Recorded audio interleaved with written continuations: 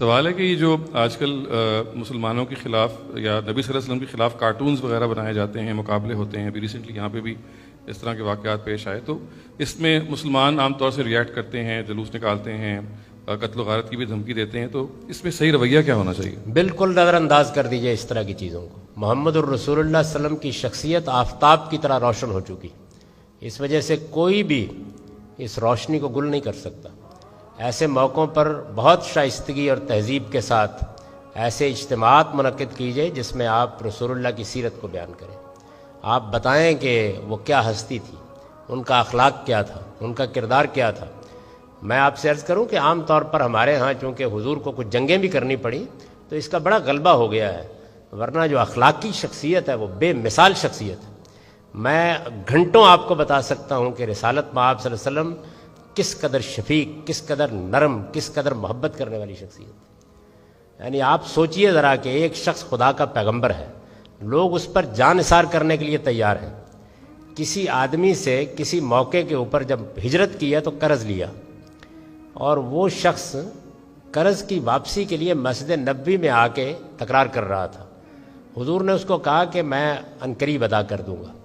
ایک دو مرتبہ یہ بات کہنے کے باوجود وہ باز نہیں آیا اور اس نے بدتمیزی شروع کر دی، تو صحابہ میں سے بعض لوگوں نے اس کو آگے بڑھ کے روکنا چاہا، تو آپ دیکھیے رسول اللہ نے کیا جواب دیا، ان لصاحب الحق کے مقالہ، بھائی جس کا حق ہے اس کو کوئی بات کہنے کا بھی حق ہے، اس کو کچھ نہ کہو۔ آپ سوچ سکتے ہیں یہ بات۔ میں نے ایک مرتبہ، ایک عالم تھے تو میرے جاننے والے تھے، میں ان کے پیچھے جمعہ پڑھنے کے لیے گیا تو ان سے کسی آدمی نے سوال کیا، کوئی چٹ ایک لکھی اور پکڑا دی آگے کہ ذرا پہنچا دیجئے، تو انہوں نے چٹ پکڑی اور کہا کہ کتنا افسوس ہے، کیا زمانہ آ گیا ہے، ہمیں کبھی سوال کرنا ہوتا تھا کسی عالم سے تو ہم 2 رکعت نماز پڑھتے تھے، وضو کرتے تھے، پہلے غور کرتے تھے، ہو سکتا ہے خود ہی جواب مل جائے، پھر وقت لیتے تھے، پھر گھر میں حاضر ہوتے تھے، کچھ نظر نیاز بھی پیش کرتے تھے، اس کے بعد ادب کے ساتھ پوچھتے تھے کہ کبھی آپ کو موقع ملے تو عذرا کرم سوال کا جواب دیں۔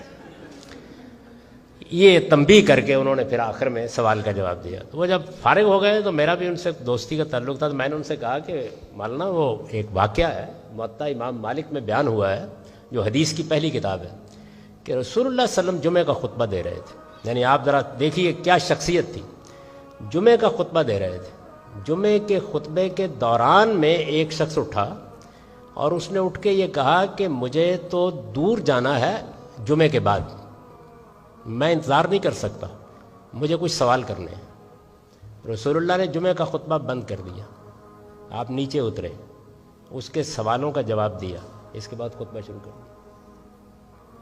تو آپ تعارف کرائیے اس ہستی کا کہ وہ کیا شخصیت تھی، ان کا خلق کیا تھا، ان کی سیرت کیا تھی، وہ اپنی بیویوں سے کیسے معاملہ کرتے تھے، وہ بچوں سے کیسے معاملہ کرتے تھے، وہ اپنے صحابہ سے کیسے معاملہ کرتے تھے۔ یعنی ایک نرم میں آپ سے عرض کروں، اللہ تعالیٰ کو قرآن مجید میں رسول اللہ کو توجہ دلانی پڑی ہے ذرا سختی سے، جانتے ہیں کس بات پر؟ نرمی کرنے پر۔ یعنی جب آخر میں اللہ تعالیٰ نے فیصلہ کیا کہ منافقین کو الگ کر کے سزا دی جائے گی، تو اس کے لیے تبوک پر سفر کرنے کے لیے کہہ دیا گیا، اور اللہ تعالیٰ کے پیش نظر یہ تھا کہ یہ لوگ جب نہیں جائیں گے تو بالکل واضح ہو جائیں گے۔ وہ آئے، انہوں نے حضور سے اجازت مانگی، آپ نے دے دی، تو اللہ تعالیٰ اس پر تبصرہ کرتے ہیں عفا اللہ عنک لما اذنت، اللہ آپ کو معاف کرے، یہ آپ نے کیا کیا ہے، ساری اسکیم ہی خراب کر دی۔ یعنی نرمی، محبت، رحمت للعالمین ہے۔ تو تعارف کرائیے، جو آدمی اس طرح کی حرکت کرتا ہے اس کو کہیں کوئی غلط فہمی ہوئی ہوتی ہے، اس کو رفع کیجئے۔ اور میری گزارش یہ ہے کہ ہمیں احتجاج کر کے دوسروں سے اپنے پیغمبر کے احترام کی بھیک مانگنے کی کوئی ضرورت نہیں، ہم آپ کی شخصیت کا تعارف کرائیں گے شائستگی اور تہذیب کے ساتھ۔ اور میں آپ سے عرض کر دوں کہ دنیا میں شائستگی، تہذیب، صبر اور حکمت اتنا بڑا ہتھیار ہے کہ اس کے مقابلے میں ہائیڈروجن اور ایٹم بم بھی کچھ نہیں کر سکتے۔ تو اس ہتھیار کو لے کے میدان میں آئیے۔ اس وقت تک ہم نے کیا کیا ہے، وہ لوگ کہ جن کی کوئی تحریر پڑھنے کے لیے بھی آمادہ نہ ہوتا، ان کو ہیرو بنا دیا عالمی سطح پر احتجاج کر کے۔ حاصل کیا کیا ہے؟ کچھ بھی نہیں، کچھ بھی حاصل نہیں ہوا۔ تو اس رویے کو بالکل تبدیل کر دیجئے اور نظر انداز کر دیجئے۔ رسول اللہ صلی اللہ علیہ وسلم نے اپنی زندگی میں لوگوں کی گالیاں کھائیں، لوگوں نے آپ کا نام بگاڑا ہے. آپ اندازہ کریں، میری زبان اجازت نہیں دیتی، یعنی حضور کے نام کا جو لقب ہے آپ کا محمد، اس کا مطلب ہے تعریف کیا گیا. یہ بڑا ہی پاکیزہ نام ہے، اس کو بگاڑا ہے لوگوں نے، لیکن کوئی رد عمل نہیں لایا. اور یہ جو عام طور پر آپ کو بتایا جاتا ہے، یہ بالکل بے بنیاد باتیں ہیں.